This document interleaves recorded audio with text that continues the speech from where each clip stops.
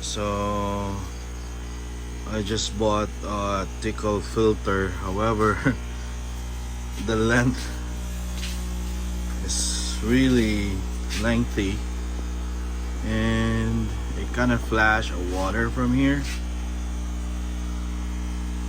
but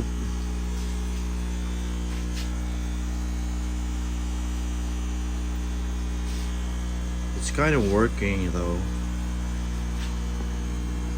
So I just checked it if there's some leaks, or I'm afraid if it got leaked because I have a voltage regulator and I've just covered it with only a DIY cover. So it's pretty working right now.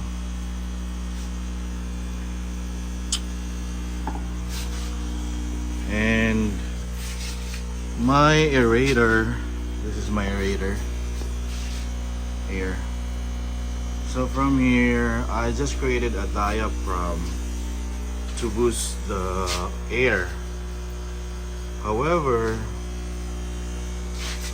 I also made a piping from here to here. However, my aeration is kind of slow right now. So I need to fix those aerators. And this is my tilapia pond. Unfortunately, most of them died when I'm not around. So I've just transferred the guppies.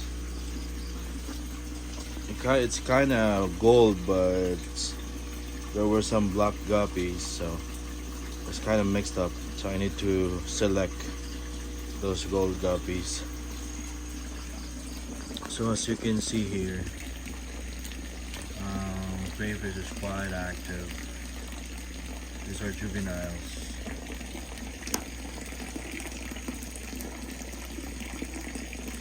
Pretty small. And this crate is just an accident. I just discovered that if the crayfish is about 4 to 5 inches, they cannot crawl and escape, especially if you put buried females or pregnant one. Now there's a lot of things that I need to fix on this filter. It's kind of stuck.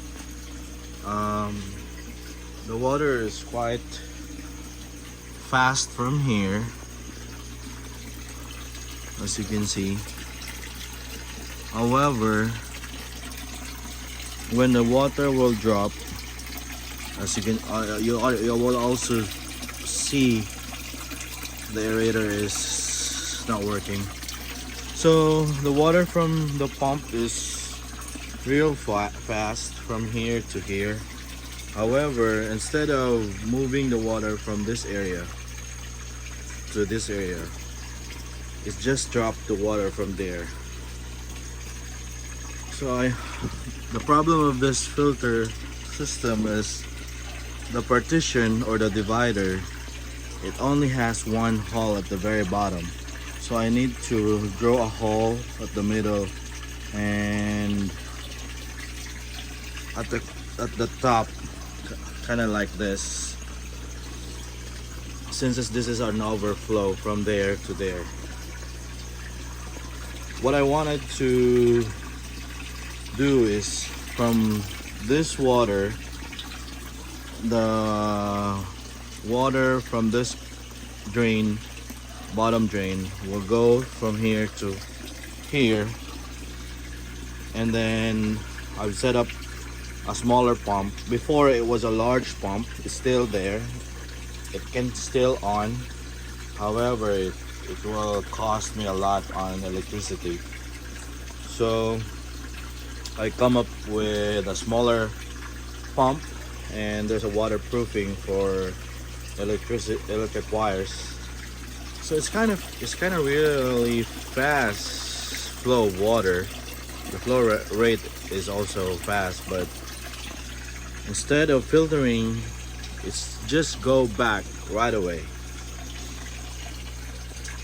Now from here, instead of here to this, and then it will drop, there's a hose and it will transfer and then transfer to this one. Then I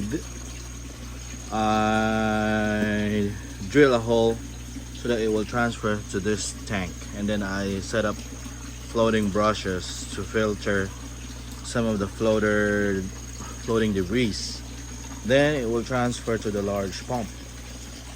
That's how my filtration works. And just checking here, the big fella, humongous crayfish.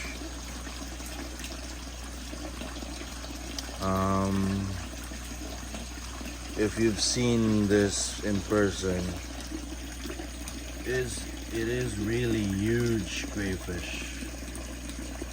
I don't know. I'm having some goosebumps right now. I just wonder what I did. Why this crayfish is really huge.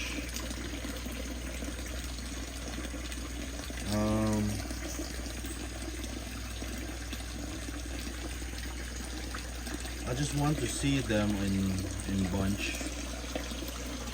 They just stay from there. There's a lot of them right there. A lot of them. They were just hiding.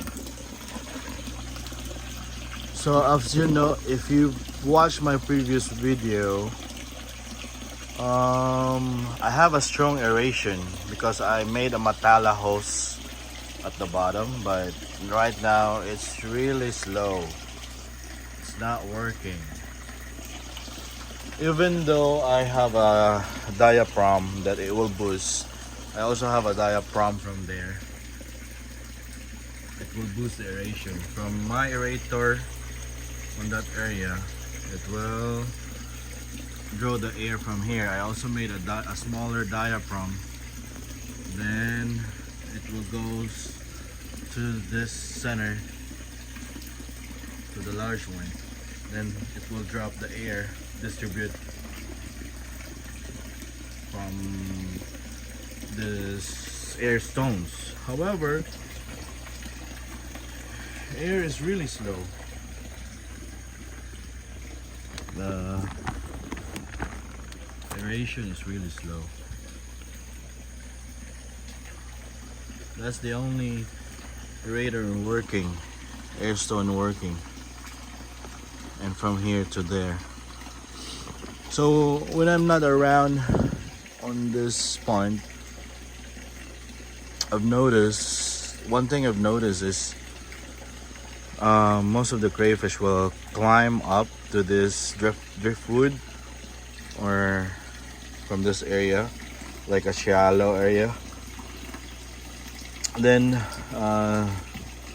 they will go to the top of the water, or they will breathe, climb up and breathe at the very top.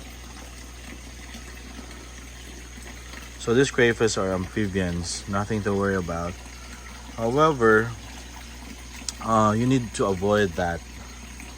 You need to have a strong aeration, because if the crayfish needs to climb up and breathe air, it will consume a lot of energy.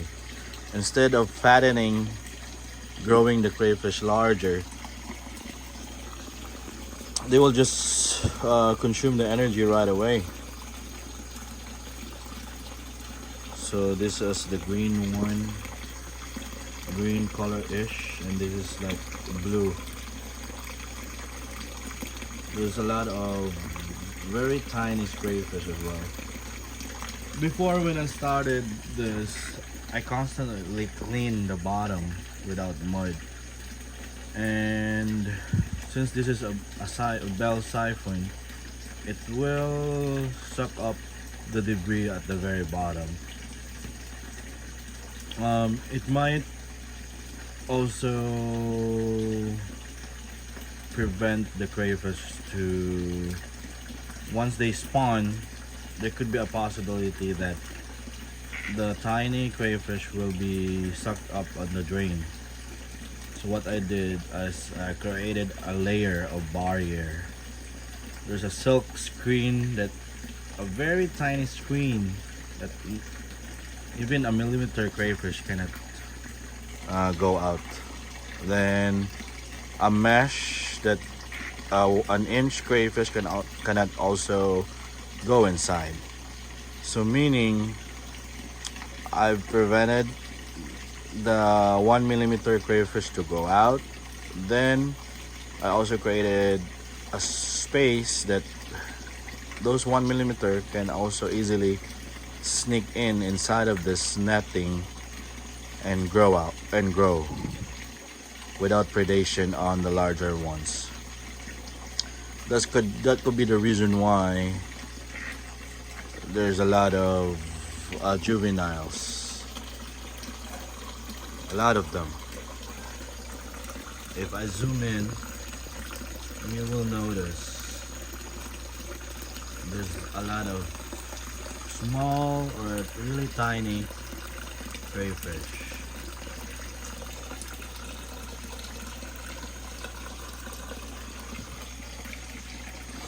So there's a lot of things to do on this pond. I need to fix this aeration problem. The air is really slow.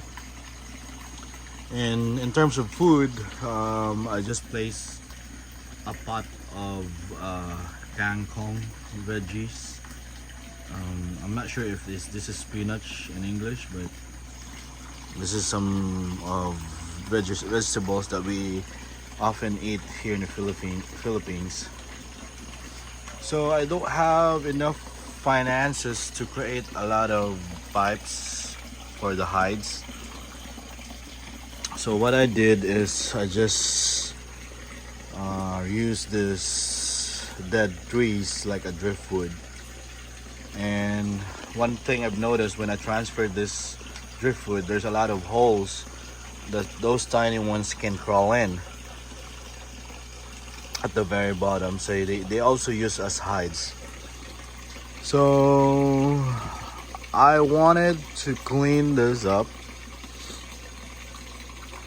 just to show on the video on how this pond works, but I'm afraid if I will destroy this ecosystem, because I'm still at the growing stage. I'm still trying to grow crayfish, trying to breed, trying to achieve as much as crayfish as I can. So making videos, uploading to YouTube, it's not worth it.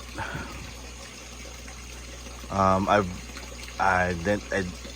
don't have a lot of subscribers. I cannot make money off this one.